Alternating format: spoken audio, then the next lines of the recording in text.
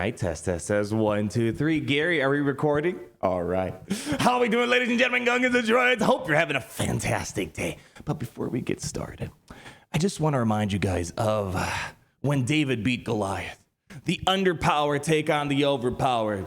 The weak against all odds take on the strong. And you might be saying, yeah, that's 4th of July. Independence Day for the United States. No! I'm tired of it. Yesterday during the 4th of July, I had a patriotic moment on the free-to-play. I am tired of the matchmaking being trash. 7.4 mil up against 1.9. It's time we put this to an end because, heck, the American colonizers had better matchmaking back in 1776 against the tiny island of Britain. What we need now more than ever is we need a grand arena system, which is for the people, by the people, because this can no longer stand. Justice needs to be served, and today is that day.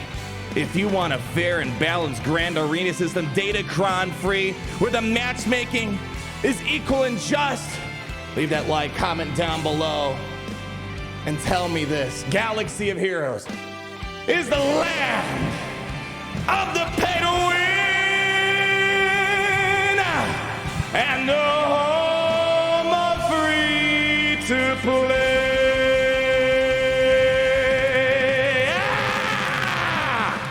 Yeah!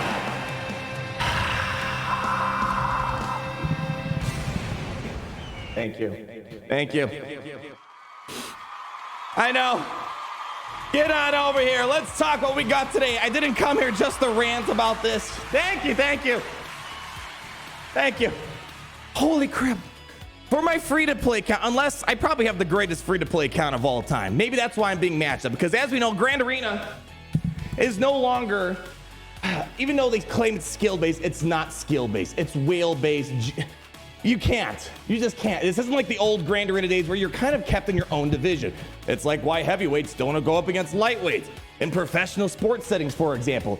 On my free-to-play, literally the past 4 or 5 Grand Arenas have been against 5, 6, and this is my record, 7.4 million up against my less than 2 million.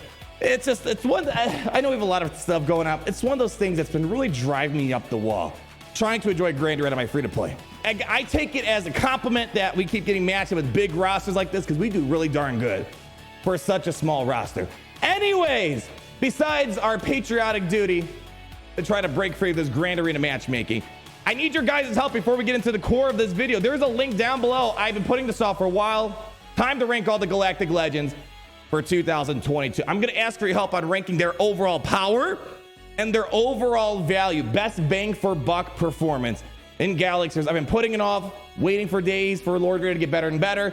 Grand Inquisitor wasn't it, Star Killer wasn't it. It's time we stop delaying it, and please do not implement Datacron's viability, because Lord Vader is great with the Datacrons, but that's not what we're looking for, because Datacrons are only temporary. So help me out. I always love getting your guys' input. I do my own ranking, and then I show people your guys' opinion to give more of a well-rounded approach to all this. But with that said, why don't we go ahead and get you guys up to speed on what we had for Grand Arena the other day. Gary, let's bring him on over. Ladies and gentlemen, Gungans and droids across our beloved empire. We missed Grand Arena live streaming, spent some time with the family, but we want to make sure we keep you caught up on the action. My gosh, this is one of my favorite Grand Arenas of all time. We went up against Zarko. Give them a round of applause. They put 5 Galactic Legends down on defense, and we had a lot of work to do. Spoiler, they got a full clear, but do we have enough to win? So we're going down the south wall here, starting off with Jedi Master Kenobi. Since we have 5 GLs, we got to spread them across as best as we could. So we're starting this party off with the Bounty Hunters going for the 2-shot on Jedi Master Kenobi. Pretty much all Datacrons and every single one of Zarko's defensive teams. Welcome to the new Galaxy of Heroes, my friend. Luckily, this Jedi Master Kenobi did not have the stun on them, and we were able to pull off the 2-shot. Get rid of Commander Ahsoka Tano, bringing in General Anakin Skywalker for the cleanup. later on. If this had the stun Datacron, I find it improbable that the bounty hunters would be able to two-shot and get rid of Commander Ahsoka Tano, because if you're getting stunned, you're not getting as many people getting the contract going, so it's going to get a lot harder as a result of this. Datacrons are mixing things up, and oh boy, get ready, because in a few short moments, let's just say Datacrons are really complicating things. 37 banners, nice. Going after Dash Spendar, one of my favorite teams inside of Galaxy Heroes. Unfortunately, underestimated L3's annoyance for Qui-Gon Jinn. We do have a Datacron on this Dash team, and they also have the Omicron. And as you're going to see, once we get Anakin to pop off here, unfortunately, Vandor brings everyone back to life. I was hoping we wouldn't have an L3 problem, but we did.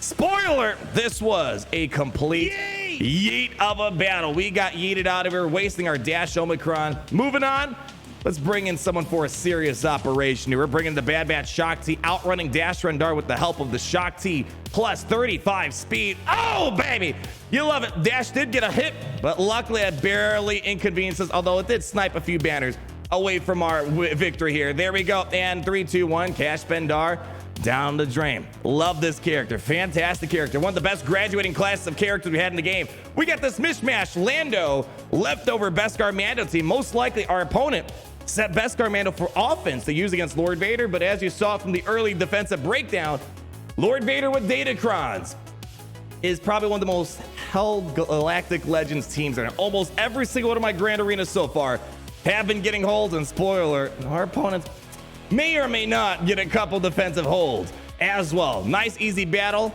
pretty much set in stone. Nice 65 banners. Let's keep the chains moving along here.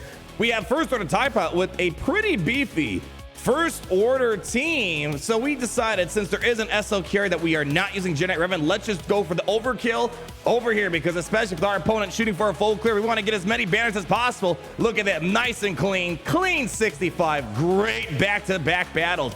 Now, this is a first. I have not used Jedi Master killing offense in months. However, this Rey has one of the most deadly Datacrons in the game, with the 75% extra damage per living ally on her heir to the Jedi. And I'm like, you know what? Today's not that day. Not screwing around. We had bad experiences, set the turn up against it, but we had Jedi Master Kenobi, and man, does it feel good just to walk over teams. Moving on, we have Darth Revan without Malik going up against Jedi Master Luke Skywalker. Oh, this was quite dicey, but this was an important play. If Revan didn't pull off their job, this Grand Arena would have been game, set, match at that point. But Revan, no one's stopping him today. Lovely and great work. HK-47 nuking the entire team practically all on their own. But here's the problem. Without Malik, cleaning up a solo Jedi Master Luke Skywalker is a little tricky, because you do not have the healing immunity, the tenacity down from Malik as well. So we went for just this, got him down. We'll come back later. We got bigger fish to fry. We have Supreme Leader Kylo Ren full team. Because there's no Hux, no full First Order, we're able to get a massive Terminator train. Wat Tambor being an honorary Imperial Trooper. Once you get rolling, there ain't no stop. And this is why, if I'm putting SLKR on defense, I try not to put a non-Hux full First Order team, because Supreme Leader Kylo Ren is probably the easiest Galactic Legend then to beat. Stick to a full team, completely different beast. Almost a max banner win right here. Wat Tambor, fun fact, Wat Tambor will always get poked by Supreme Leader Kylo Ren, so no guessing. However, we have a problem. We don't have bounty hunters to help us out here. We have a Datacron Lord Vader also on the other side of the holo table. Woo, it was messy. The game plan here was we couldn't one-shot. No way. Not with Datacrons, all this other stuff. The game plan was we have to get rid of Maul. If we don't get rid of Maul, we're dead in the water. And I'm talking dead in the water. Luckily, we got Maul out just in time. But unfortunately, with all the Datacrons, all this other stuff, Nihilus couldn't eat anyone else up. So you know what? All right, let's see what we have left over. We have General Grievous coming on in here, trying to get the cleanup on Lord Vader. Let's just say once we started getting the dots, the damage over times on the team, B2 couldn't get the Terminator train rolling. Grievous didn't do much except weaken the Royal Guard. Not looking good at this point for the Kyber Club. So we're going to finish that Jedi Master Luke Skywalker, bringing in the Bounty Hunter leftovers. Luckily, not a bad cleanup, fortunately. However, this Datacron had lots of health, which made it complicated, but we have 2 healing immunities on this team with the Fett, able to control him, and Fennec Shamp that high single fire damage. Master Luke is down. We're going down to the south side. to figure out the situation. We have our first Grand Inquisitor, full Grand Inquisitor team on defense for the most part, and relatively easy. Brought in our CLS since he's not going to be helpful against Lord Vader. Figured, all right, let's use him while we got him on the south side. Easy money. But this was without the proper Datacrons. They do have a Datacron, but it's not the maxed out Datacron with the stun on Second Sister. Moving on, we have the SWGoH up against the Sisters of the Night. You know what? We had to dig deep into the bottom barrel. We lost our Qui-Gon, lost a couple teams up against Lord Vader, up against Jedi Master Luke. Luckily, the Sister tonight, easy day at the office. When you need to get out of a pickle, with all that revive cheese, oh man, it doesn't get much better than that. Droideka down for the count, going after Dooku himself, a couple of counterattacks to annoy us, and at this point, we just gotta play with our food. And that's Enfys Nestan. She didn't put up too much of a fight. With that Tenacity down, the stun lock, stack at the plague, it was just a matter of time for a 60 banner win right there. We had Wampa. There was no General Anakin Skywalker on defense to give us a nice victory for the 501st. There was no Iden on defense, so it was a perfect opportunity. Just go ahead, bring in the Wampa, and full auto a Datacron Omicron Chief Sherpa team. This is my first one with pretty much Datacrons on every single team, so we had to work hard.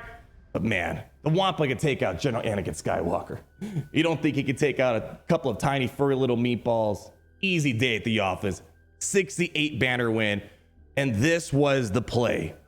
If we couldn't get through Lord Vader, it was game, set, match, and the victory would have instantly went to Zarko, our opponent. But Kyle Katarn, he came in. We threw a Datacron on him for the increasing offense. I don't think that was necessary for this battle. We just had it. We were putting all of our eggs in the basket. Look at that. The turn meter train's rolling. No damage over time. No days on the team. And Pow, Hoth Rebel Scout, working the turn meter loop. And Lord Vader never got a chance to make a comeback. Beautiful cleanup. Now the victory is in reach, but we have to one-shot ships like our opponent if we're going to win. That's all we need to do. One shot, and the victory is ours. Interesting lineup. No Xanadu Blood trying to throw up the first order counter, but they seem to forget. Where did the first order counter come from? Where was it born? First order versus executive counter started right here in the Kyber Club, day one of testing. You think you're going to throw me off? No. No chance. And look at this. First order pulling in plays, working with the numbers. Luckily, Xanadu Blood did not come out fast enough to get their contract rolling. And once we got Karth out there, the buff immunity, Houndstooth was pretty much already in the grave at that point. Working over on Xanadu Blood. Big kills across the board. Look at the Thai Enchilada with tons and tons of health. And that right there is a nice 67 banner win.